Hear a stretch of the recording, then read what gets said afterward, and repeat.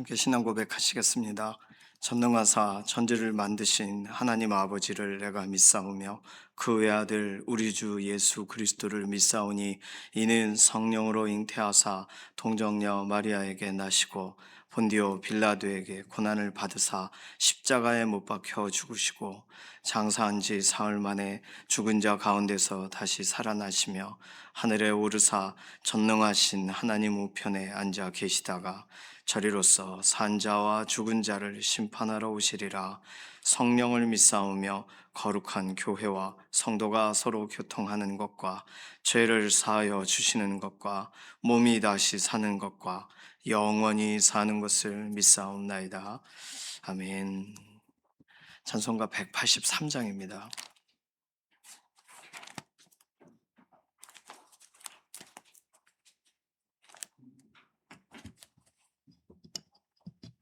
183장입니다. 빈들의 마른 풀같이 시들은 나의 영혼, 주님이 약속한 성령 간절히 기다리네. 가물어 메마른 땅에 단비를 내리시듯 성령의 단비를 부어 새 생명 주옵소서. 반가운 빗소리 들려 산천이 춤을 추네. 봄비로 내리는 성령 내게도 주옵소서. 가물어 메마른 땅에 단비를 내리시듯 성령의 단비를 부어 새 생명 주옵소서.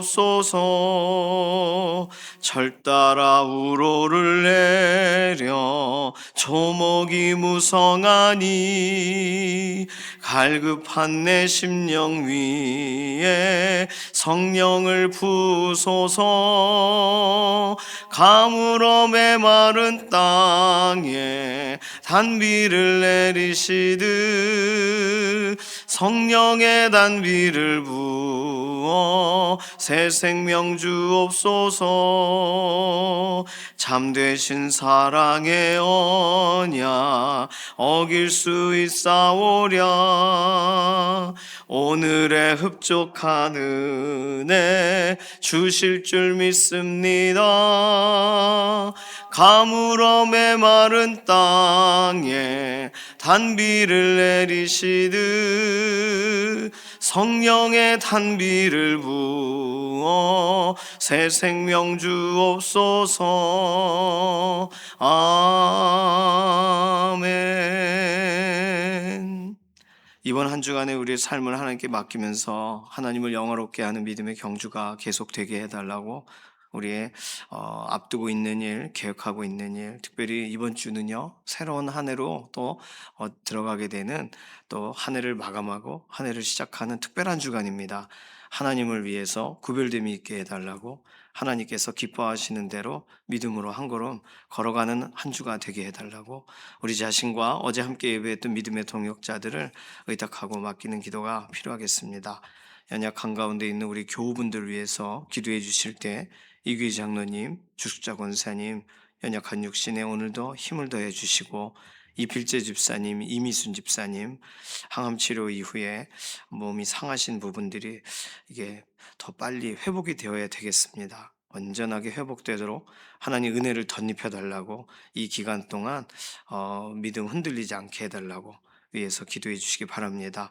김분여 권사님, 방효경 자매님, 정명자 권사님, 양선민 집사님, 뼈를 다치셔서 골절이 되셨는데 골절 되신 부분이 온전하게 아물고 회복되도록 위해서 기도해 주세요. 김명래 장로님, 이예신 권사님, 오늘도 병상에서 붙들어 주시고 연약한 육신에 특별히 근육에 힘을 더하여 달라고 맡기는 기도가 필요합니다. 김숙자 권사님, 조옥교 권사님, 남이자 권사님은 이제 기도 제목 빼달라 그러셨어요. 그래도 어쨌든 오늘은 기도하겠습니다. 남이자 권사님, 장경순 집사님, 양지원 자매님, 오늘도 하나님께서 육신을 붙드시고 연약한 부분을 회복시켜 달라고, 조성숙 성도님, 이신영 자매님, 의사의 진단이 있지만 진단을 넘어서 하나님께서 실제적으로 몸의 상태를 붙드시고 오늘도 유지시켜 달라고 맡겨드리는 기도가 필요하겠습니다. 상을 당한 가정이 있어요. 문자를 또 받으셨을 텐데 문대중 집사님 아버님이 돌아가셔서 박정선 집사님 시아버지가 되시기도 하십니다. 장례 일정이 어제부터 시작이 되었습니다. 이 장례 기간 동안에 가정을 위로해 주시고 하나님께서 특별히 그 가정 안에 또 하늘 소망을 품는 특별한 시간이 되게 해달라고 이런 기도 제목 가지고 잠시 통성으로 기도하겠습니다. 살아계신 하나님 감사합니다. 우리에게 새로운 한 주간 그리고 연말에 하나님께 구별하여 새벽을 또 하나님 앞에 기도함으로 나아가게 해주셔서 감사합니다. 이번 한 주간도 하나님을 영화롭게 하는 믿음의 경주가 되기를 원합니다. 어제 함께 말씀을 붙들고 결단한 우리 동역자들 또 우리의 유치부와 유초등부, 중고등부, 청년부 다음 세대들 하나님께서 살피시고 주관하셔서 그들의 인생의 주인 되심을 드러내 주시고 특별히 어제 또 킹 오브 킹스 함께 영화를 봤는데 예수님에 대해서 마음에 깊게 담게 되는 시간이 되게 하셔서 이번 한 주간 우리 주 예수 그리스도 앞에 자신의 삶을 의탁하는 믿음의 행진이 계속되게 하여 주시옵소서. 연약한 가운데 있는 우리의 육신을 돌아보시고 강건하게 하시고 아담을 처음 만드셨을 때의 완전함으로 회복의 회복을 더하시되 김명래 장로님, 이해신 권사님 오늘도 병상에서 붙드시고 이규희 장로님, 주숙자 권사님 연약한 육신에 생기를 불어넣어 주시고 이필재 집사님, 이미순 집사님 항암 치료 이후에 손상된 그런 세포와 그런 모든 연약한 육신들을 회복의 회복으로 오늘 덧입혀 주시옵소서. 김문혁 원사님, 방효경 자매님, 정명자 원사님, 양선민 집사님 골절되신 부분 뼈가 잘 붙어서 아물게 하시고 생활하는 것에 어렵지 않도록 오늘도 은혜와 긍휼을 더하시고 김숙자 원사님, 조옥혁 원사님, 남희자 원사님, 장경순 집사님, 양지원 자매님 오늘도 순간순간 그 몸을 붙잡아 주시옵소서. 조성석 성도님, 이신영 자매님 의사의 진단이 있지만 하나님께서는 그 육신을 오늘도 붙드시고 유지시켜 가실 줄로 믿습니다. 회복의 과정을 더하시고 특별히 상을 당한 가정이 있습니다. 초상 모든 과정에 하나님 하늘 소망을 덧입혀 주시고 어려울 때에 서로 형제 우애하게 하시고 하나님께서 주시는 특별한 은혜로 함께 믿음의 고백이 되어지는 그런 장래의 기간이 되게 하여 주시옵소서. 오늘 우리 개개인의 기도의 제목에도 응답하실 것을 인해 감사드리며 살아계신 예수님의 이름으로 기도드립니다. 아멘. 에스겔 24장 15절에서 마지막 절 27절까지 말씀입니다.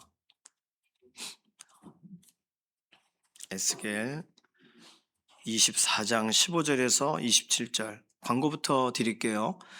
박정성 집사님 시아버지 되시고 문대중 집사님 부친 되시는 연세가 그래도 많으신데 분께서 어저께 소천을 하셔가지고 연락이 왔는데 정확하게 어떻게 그 집례가 또 장례가 진행되는지 좀 기다리느라 어제 영화 본 다음에 바로 광고를 못 드렸어요. 그리고 확인이 된 다음에 문자를 드렸습니다. 그 아버님이 원래 다니시는 교회에서 전체 집례를 하시기로 하셨고 아버님이 아프셔서 교회를 계속 못 나가셨으니까 그 전에 어쨌든 등록은 되어 있으시고 활동을 하셨으니까 그래서 교회에서 먼저 찾아오셨대요. 그래서 그 교회 장례로 진행이 되고요. 저희는 문상만 다녀오면 되겠습니다. 오늘 아침 8시에 출발합니다. 전주예요. 굉장히 멀어요. 그래서 잘 조심하시고 네. 어쨌든 함께 가실 분들은 8시 출발을 해서 그래야 겨우 아마 서울에 한 5시쯤이나 도착할 것 같습니다. 그런 일정이 그렇게 되니까 알고 계시고 또 혹시 가지 못하시면 문자 있으시니까 또 부의하시고 또 위로하시기를 바랍니다. 에스겔 24장 15절에서 27절 말씀 함께 읽습니다.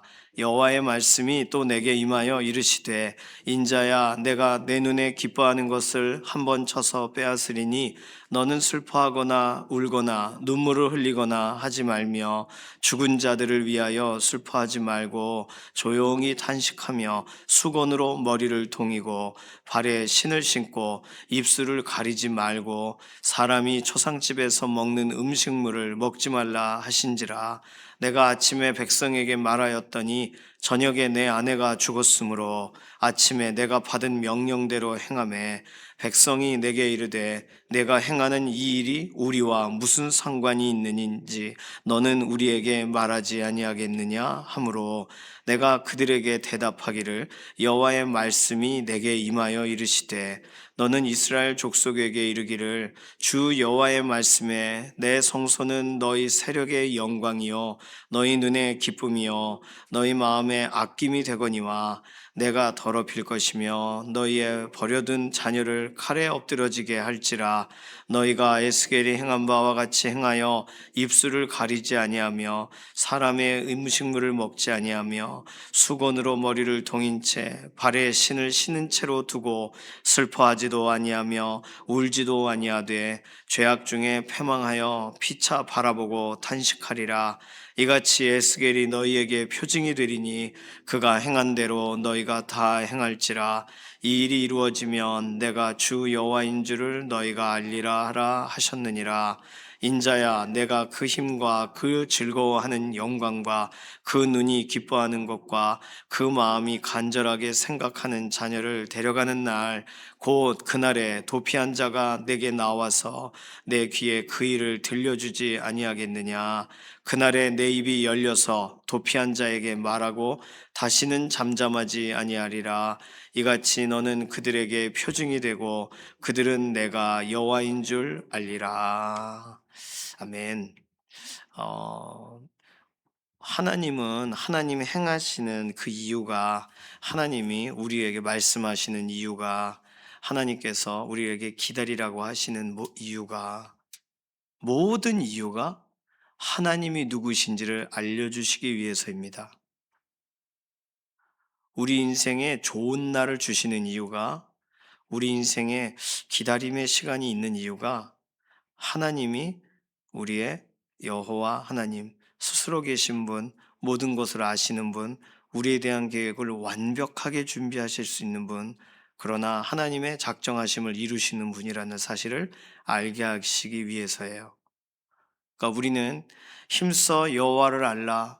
호세아서에 설명한 것처럼 하나님을 아는 것이 우리의 힘이 되어야 되고 다른 것을 힘으로 삼으면 안 됩니다. 왜냐하면 하나님은 우리에게 일어나게 하실 모든 일들이 결국은 하나님이 누구신가를 알려주기 위해서이기 때문이에요. 오늘 본문의 결론적인 내용이지 않습니까? 오늘 사람들이 궁금해요. 에스겔이 그럼 왜 저런 행동을 할까? 알고 보니까 에스겔의 아내가 죽습니다. 그러면서 이게 무슨 뜻인지 물어봐요. 그러니 이 부분에 대한 답변을 에스겔이 해줘요. 결론은 뭐예요? 이 일이 이루어지면 예루살렘이 이렇게 패망하여 너희도 슬픈 일을 당하게 될 텐데 그때 슬프다고 울고 입을 가리고 이거는 다 슬플 때 초상이 났을 때 하는 행동들입니다. 이거 하지 말라는 거예요. 그냥 속으로 탄식하라는 거예요. 피차 바라보고 23절 탄식하라.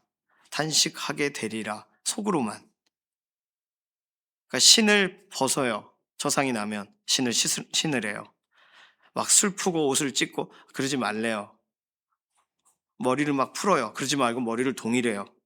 그러니까 모든 정상적인 일반적인 삶을 살고 속으로 슬퍼하라는 거예요. 왜요?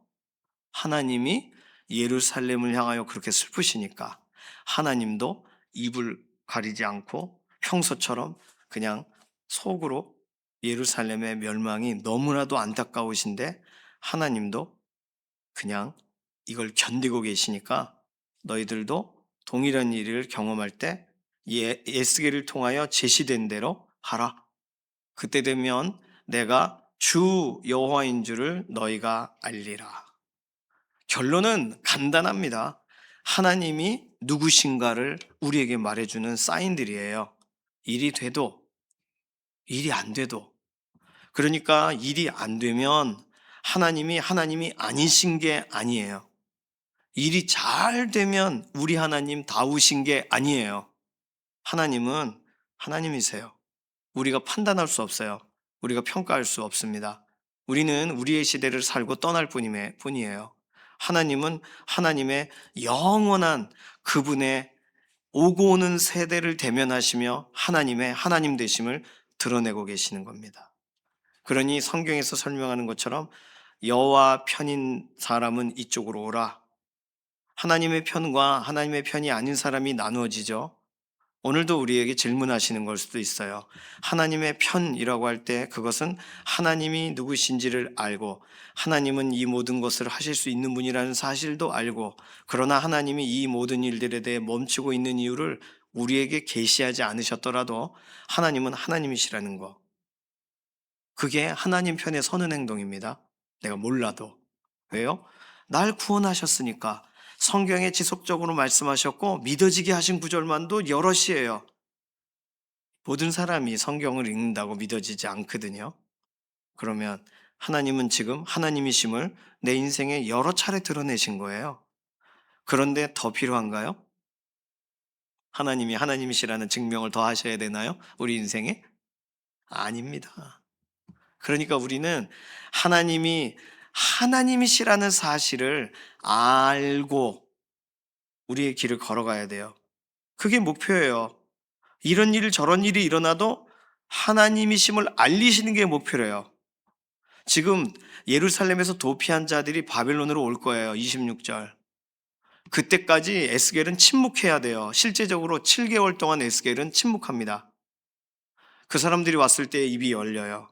27절. 그날에 내 입이 열려서 도피한 자에게 말하고 7개월 전에 하나님의 말씀하셨어. 너희에게 당할 일을. 이렇게 말하고 다시는 잠잠하지 아니하게 될 거다. 그래야 그들에게 표징이 된다.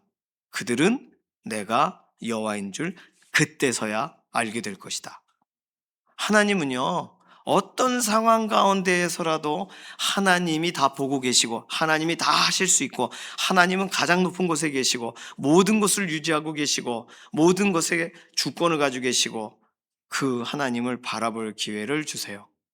그러니까 오늘 우리는요, 우리의 감정에 따라, 우리의 상황에 따라, 우리가 어떤 때는 기절할 것 같고, 어떤 때는 막, 기뻐하고 막 견딜 수 없고, 이게 감정이 막 춤을 춰도 하나님의 하나님 되심이 바뀌는 것은 아닙니다. 하나님께서 우리에게 마음을 보여주실 때가 있어요. 다시 말하면 하나님이 음성을 들려주실 때가 있습니다. 에스겔 선지자는 뭐 이런 때에 따라서 하나님이 이렇게 자주자주 하셨어서 선지자니까. 모든 왕에게 그렇게 안 하셨잖아요, 하나님이. 선지자니까 그렇게 하신 거죠. 하나님이 특별히 그렇게 대면하신 거죠. 우리 인생 가운데 하나님의 마음을 보여주셨을 때가 있을 겁니다. 그때가 나를 향한 마음이실 수도 있어요. 너 왜 그러니 요즘? 너 똑바로 살아라. 이런 도전일 수도 있습니다. 저 인생 가운데 하나님이 질문하셨던 때가 있었어요. 그 질문들이 저에게는 너무나도 특별하고 나를 돌아보게 하는 질문이죠.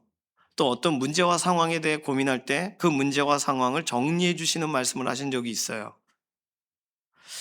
사람을 통해 말씀하실 수도 있지만 기도 중에 하나님이 말씀하실 경우도 있습니다. 예를 들어 아이들 신입생 수련회 제가 청년 담당할 때 신입생 수련회를 하는데 말씀을 어떻게 준비할까요? 기도하는데 하나님께서 가나의 혼인잔치 본문을 이렇게 그때 당시 읽고 있었어요. 읽고 있는데 그런데 아무도 나에게 새 포도주 그 근원이신 하나님께 나오지를 않는구나. 이렇게 질문을 저에게 말씀하시는 것 같았어요. 되게 좀 놀랐고 아이들에게 본문을 쭉 설명하다가 그런데 오늘 하나님이 저의 마음에 주신 건 아무도 그 기쁨의 근원이신 하나님 앞으로 나오려고 하질 않는구나 라고 질문을 하셨습니다. 그랬더니 그 참석했던 아이들이 막 떠들다가 정신을 차리더니 갑자기 울기 시작하더라고요. 하나님이 그 아이들에게 그 아이들은 자신들이 대학 가고 이제 뭐 자기 마음대로 하는 시대가 열렸잖아요. 그런데 하나님께 질문하지 않는 시대가 자신들의 세대라는 것을 깨닫고 그날 그 수련회는 부흥회가 됐습니다. 하나님이 말씀을 주실 때가 있어요. 하나님이 전하라고 하실 때가 있어요. 우리를 향하셔서 하나님이 말씀을 주실 때가 있어요. 코로나 기간 동안에 하나님께 기도할 때 하나님이 주셨던 마음은 우리가 잘 피해가지고 하나님 앞에 다시 돌아왔나이다. 이렇게 제가 표현을 했더니 "아니 내가 너희를 보호했기 때문에 내 앞에 있는 거다." 이렇게 말씀하셨어요. 하나님은 선지자에게도 말씀하시고 우리 인생에게도 다양한 방식으로 말씀하십니다. 저는 그러한 상황들을 통해 꼭 뭐 제가 어떤 사역자라서 그런 걸 더 듣고 그런 건 아니겠죠. 우리 일상에 어떤 문제를 가지고 고민할 때 하나님은 분명히 말씀하세요. 그 말씀을 확신하게 되느냐 아니면 스쳐 지나가느냐의 차이겠지만, 그러면 그 하나님의 그 말씀의 자리, 하나님이 말씀하시는 것은 어떻게 보면 초청하시는 겁니다. 하나님이 초청하시면 하나님의 초청의 자리에 우리는 우리의 일상을 조정해서 하나님이 말씀하고 또 하나님이 깨닫게 하고 하나님이 알게 하시는 자리로 이동해야 돼요. 내가 알고 싶은 자리에 머물러 있으면 안 되고 하나님이 지금 알게 하시는 그 자리로 내가 이동해야 되는 거예요. 야, 여기 와서 별을 봐라. 그런데 산 중턱에 앉아가지고 저쪽 편에 있는 별이 보이겠어요? 그러면 정상까지는 올라가야죠. 빨리 올라와라 하면 올라가서 산 건너편 쪽에 엄청나게 휘황찬란하게 떠 있는 별들을 함께 보는 거. 그러니 초청의 자리에 응하여 하나님의 말씀에 반응하는 것은 굉장히 중요한 일이 됩니다. 이것을 헨리 블랙가비 목사님은 하나님을 경험하는 삶이라고 이렇게 도식으로, 아브라함도 그랬고 믿음의 사람이 다 그랬다는 거예요. 자신은 이렇게 가고 있고 하나님은 이렇게 가고 계신데 하나님이 부르시면 초청으로 조정해서 끌어맞춰야 된다는 거예요. 그래서 우리 인생은 계속 하나님을 알고 지식으로 살다가 경험하여 아는 삶을 살게 된다는 거예요. 오늘 선지자는 에스겔은 매번 하나님의 말씀하시는 것을 들으면서도 단순히 편지 배달부처럼 전달하는 역할인 줄 알았는데 하나님은 이 일에 동참할 기회를 주세요. 슬프지만 에스겔의 아내가 죽습니다. 그러면서 하나님의 마음을 더 깊이 알게 하세요. 호세아에게도 동의를 했어요. 호세아의 아내가 바람이 나요. 그런데 도로 데려오라고 하세요. 또 바람이 나요. 그러면서 이 일이 반복이 됩니다. 선지자의 아내가 바람이 났는데 이게 선지자가 뭘 전하는 게 이게 전달되겠습니까? 사람들에게? 그런데 하나님은 그 선지자의 위상, 선지자의 이미지, 선지자의 좀 어떤 보호됨, 이런 것보다 하나님의 절절한 마음을 전달하시는 것에 목적을 두시니까 선지자를 그 자리에 초청하는 거예요. 그 바람난 아내의 남편의 자리에 초청하는 거예요.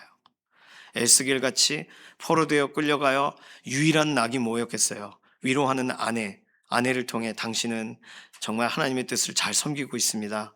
이런 말을 들었겠죠. 근데 그 아내를 하나님이 부르세요.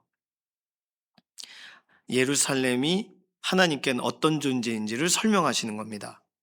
다른 사람들에게는 이런 일이 아직 허용되거나 주어지거나 명령되지 않았습니다. 그런데 에스겔은 하나님의 공감의 자리에, 하나님의 통탄의 자리에, 하나님의 눈물의 자리에 초청이 됐어요. 그래서 같이 공감해요. 하나님은 예루살렘을 향하신 연민과 안타까움과 고통을 선지자에게 공개하시고 그 자리에 초청하십니다. 그래서 가장 사랑하는 자를 잃어요. 그런데 이 일은 이스라엘 백성들에게 이제 일어날 일이에요. 1년 반 후에 일어날 일입니다. 그러니 에스겔에게는 지금 일어났는데 이와 동일한 일을 겪게 될 거예요. 그러니 하나님은요, 이 사람들에게 말해주라고 하시는 거예요. 전하라고 하시는 거예요. 지금 에스겔의 아내가 죄를 많이 져가지고 이렇게 하나님 데려가신 게 아닙니다. 하나님의 주권적인 행동으로 데려가시는 거예요. 우리는 이걸 판단할 수 없어요. 우리는 이걸 받아들일 뿐이죠. 우리는 하나님의 초청의 자리로 응할 뿐입니다. 그리고 우리는 하나님이 누구신가를 배워요. 하나님에 대해 알게 되는 거예요. 하나님은 예루살렘을 사랑하고 계세요.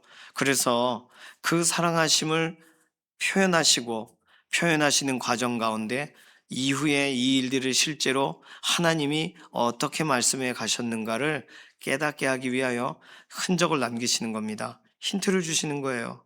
그래서 에스겔에게 그런 특별한 행동을 하게 하고 그 일이 실제로 에스겔에게 일어나게 하세요. 에스겔을 싫어하셔서 일어난 일이 아니에요. 하나님의 마음에 공감할 기회를 얻는 겁니다. 꼭 그렇게까지 공감해야 될까? 그런 마음이 드신다면 하나님은 우리 인생에 그렇게까지 기다리고 참으셔야 될까? 우린 거꾸로 생각해 봐야 될 필요가 있어요. 하나님 입장을 한 번도 생각하질 않아요, 사람들은. 하나님이 기다리고 참으시고 버티시고 견디시고 눈물을 삼키시는 것을 전혀 생각하지 않아요. 오늘 우리들이 느끼고 감정적인 동요가 있고 또는 우리가 이렇게 이렇게 육신적으로 살아가는 모든 것의 샘플은 기초는 하나님이십니다. 하나님과 소통하게 하기 위하여 만들어진 존재가 인간이잖아요. 그러니 하나님과 대화가 가능하고 하나님과 이런 소통이 가능하고 하나님이 무슨 말씀하시는지 알아들을 수 있는 그 존재가 인간이에요. 왜요? 하나님의 형상대로 만들어졌으니까요.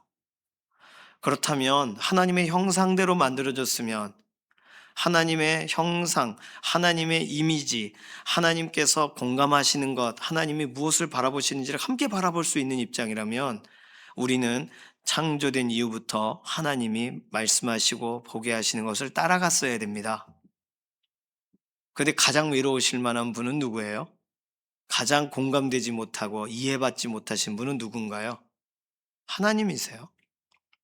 하나님은 우리와 교제하고 함께 소통하는 그 관계로 시작을 에덴 동산에서부터 출발하셨는데 사람은 거부해요. 아이가 다 크면 방 문 딱 닫고 들어가는 것처럼 그러고 사는 겁니다. 똑똑똑도 한두 번이죠. 문 안 열어주면 열쇠로 따고 들어가야죠. 야단쳐야죠. 그게 부모가 자녀에게 나가가는 방식 아니겠습니까? 그냥 기다려주나요? 자녀가 더 성숙해서 알아들을 때까지? 하나님의 입장은 굉장히 난감하실 겁니다.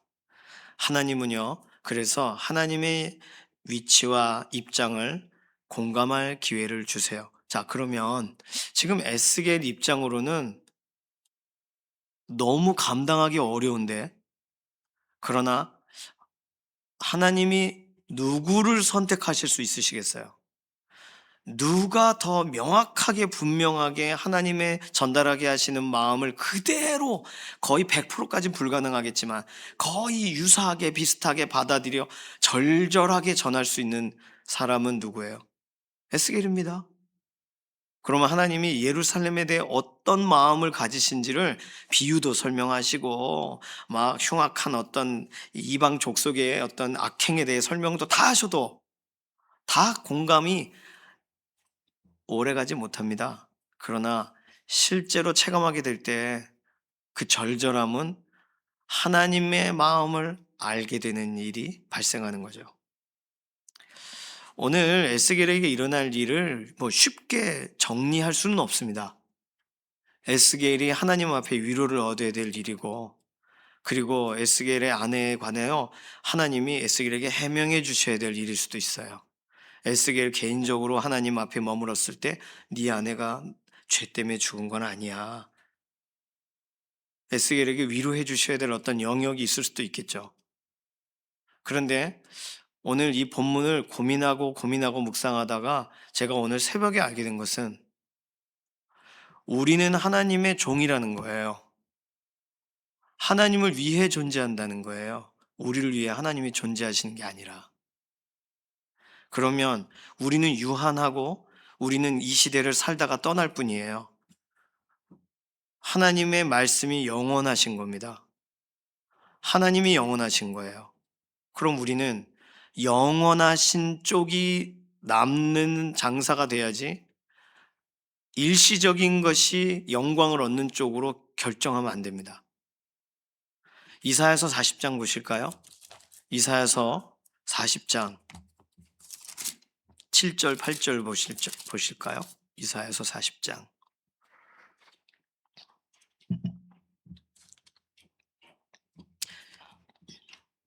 구약성경 1014페이지 이사야서 40장 7절과 8절입니다. 함께 읽습니다. 풀은 마르고 꽃이 시들면 여호와의 기운이 그 위에 불미라. 이 백성은 실로 풀이로다. 풀은 마르고 꽃은 시드나 우리 하나님의 말씀은 영원히 서리라 하라. 가장 좋은 소식은 하나님의 말씀이 영원히 서 있다는 거예요. 우리들은 풀처럼 마르고 꽃처럼 시들게 되지만 풀과 꽃이 시드는 이유는 자신의 계절이 끝났기 때문입니다. 자신의 인생의 계절이 끝났기 때문이에요. 베드로전서로 가보실까요? 신약성경 베드로전서 1장 24절 25절 신약성경 377페이지에 있습니다. 이사야서의 이 말씀을 베드로전서에서 똑같이 다루고 있어요. 베드로전서 1장 23절부터 읽으면 훨씬 좋겠습니다. 베드로전서 1장 23절에서 25절 377페이지라고 말씀을 드렸어요. 페이지가 좀 다를 수도 있어요.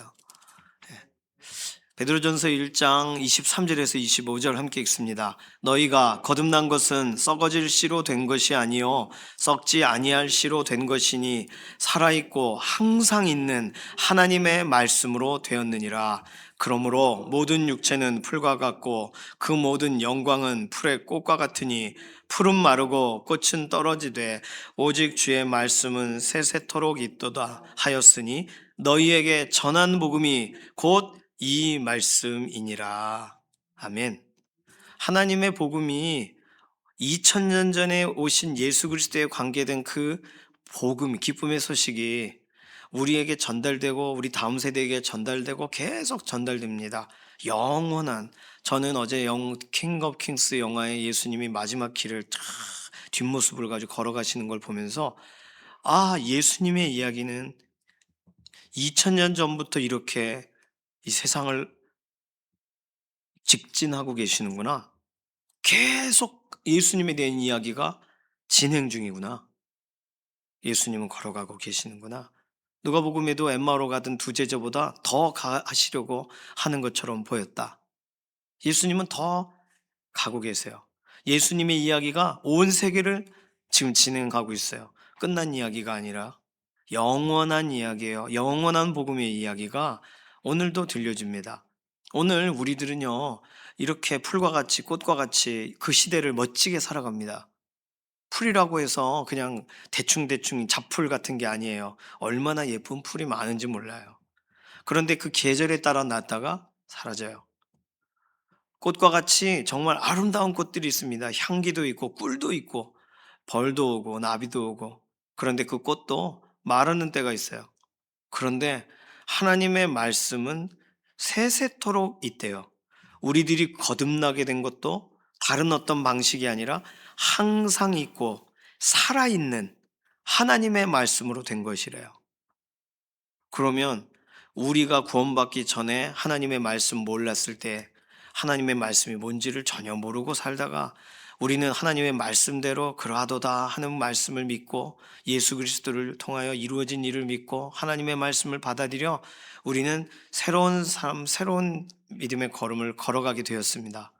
그리고 우리는 노쇠하고 또 우리는 하나님의 부르심에 따라 이렇게 가요. 그러면 우리가 하나님의 말씀을 대면하기 전, 대면한 후, 하나님 말씀 붙들고 떠난 후, 이 모든 과정에 결국 누가 남으시는 거예요? 하나님의 말씀이 남으시는 거예요. 우리는 오고 있는 세대의 증인일 뿐입니다. 하나님의 말씀이 영원하다라는 걸 말할 증인일 뿐이에요. 예수 그리스도를 향하여 하나님께서 계획하시고 우리에게 이루신 복음이 정말로 놀랍고 하나님께서 오늘도 그 복음으로 우리를 만나주고 계시다는 그 2000년이 넘는, 아니 구약부터 시작하면 더 긴 세월 동안 영원한 그 말씀이 우리 각 사람들이 그냥 잠깐 살다 떠나는 사람들을 위해 영원한 복음이 선포되고 있는 거예요. 오늘 에스겔의 이야기는 쉽게 설명할 수 없는 이야기입니다. 그런데 하나님은 하나님의 마음을 이해할 수 있는 자리로 에스겔을 초청하세요. 그리고 그 일을 말하라고 하세요. 이제 이후에는 다른 사람도 다 그 일을 경험하게 될 테니까 하나님이 이 모든 걸 앞서서 말하신 분이 하나님이라는 사실을 알도록, 그리고 이 모든 일을 진행하시는 분이 하나님이시라는 사실을 알도록 말해주라는 거예요. 우리들은요, 나쁜 일을 경험해도 좋은 일을 경험해도 하나님이 영원히 우리의 하나님, 하나님의 말씀은 영원하다는 사실을 결국은 알면서 우리의 사건은 끝나야 됩니다. 그러니까 오늘 우리가 원하는 대로 우리의 사건들이 풀려가는 소망을 하나님이 주셔서 기도하긴 하시겠지만, 그러나 하나님이 결론이 되시도록 우리의 인생의 모든 방향들이 맞춰져 가야 되니까 아무것도 안 보여도 하나님의 말씀을 따라가시고 하나님의 말씀을 존중하시고 하나님 말씀에 순종하시기를 바랍니다. 아무도 순종하지 않고 나 혼자 하는 것 같다 생각이 드셔도 영원한, 항상 있고 영원한 살아있는 하나님의 말씀에 순종하시기를 바랍니다. 그것이 영원한 것을 붙드는 거예요. 우리의 유한한 시간에 영원한 것을 어디서 찾을 수가 있겠습니까? 우리 인생에서. 누군가는 세상 떠날 때 좋은 일을 많이 해요.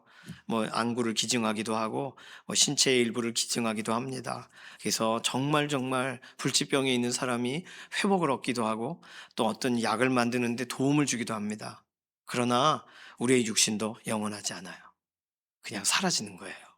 그런데 살아있고 항상 있는 하나님의 말씀을 위해 우리는 소비돼야 되는 거예요. 우리는 그렇게 쓰여져야 되는 겁니다.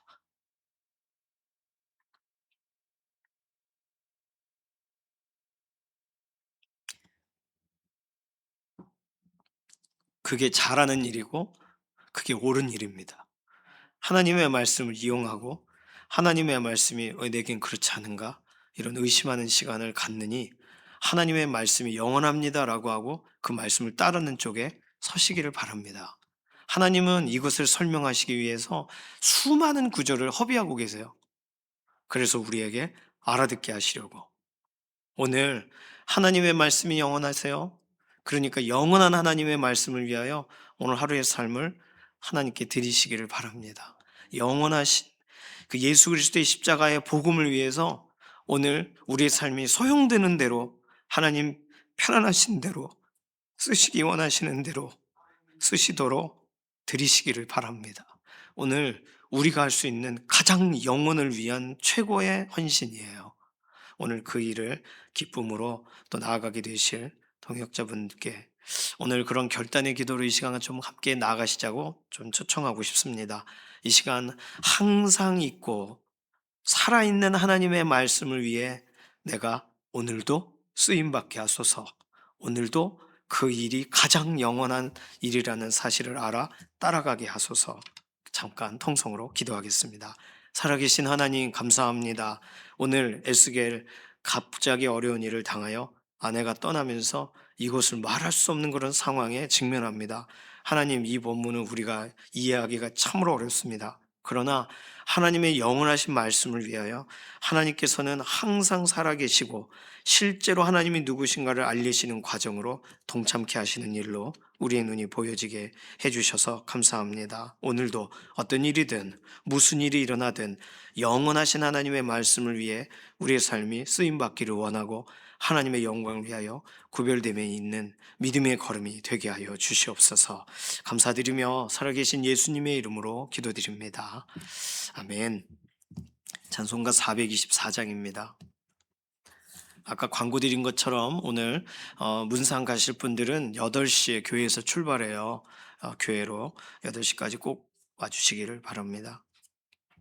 찬송가 424장 1절과 4절 부르겠습니다.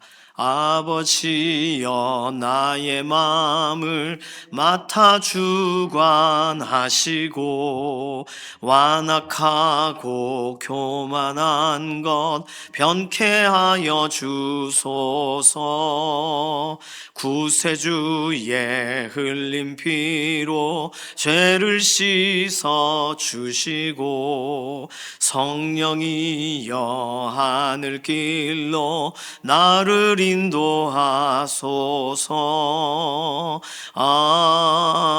아멘. 주님께서 가르쳐 주신 기도합니다. 하늘에 계신 우리 아버지여, 이름이 거룩히 여김을 받으시오며 나라의 임하옵시며 뜻이 하늘에서 이루어진 것 같이 땅에서도 이루어지이다. 오늘날 우리에게 일용할 양식을 주옵시고 우리가 우리에게 죄 지은 자를 사하여 준 것 같이 우리 죄를 사하여 주옵시고 우리를 시험에 들게 하지 마옵시며 다만 악에서 구하옵소서. 나라와 권세와 영광이 아버지께 영원히 있사옵나이다. 아멘.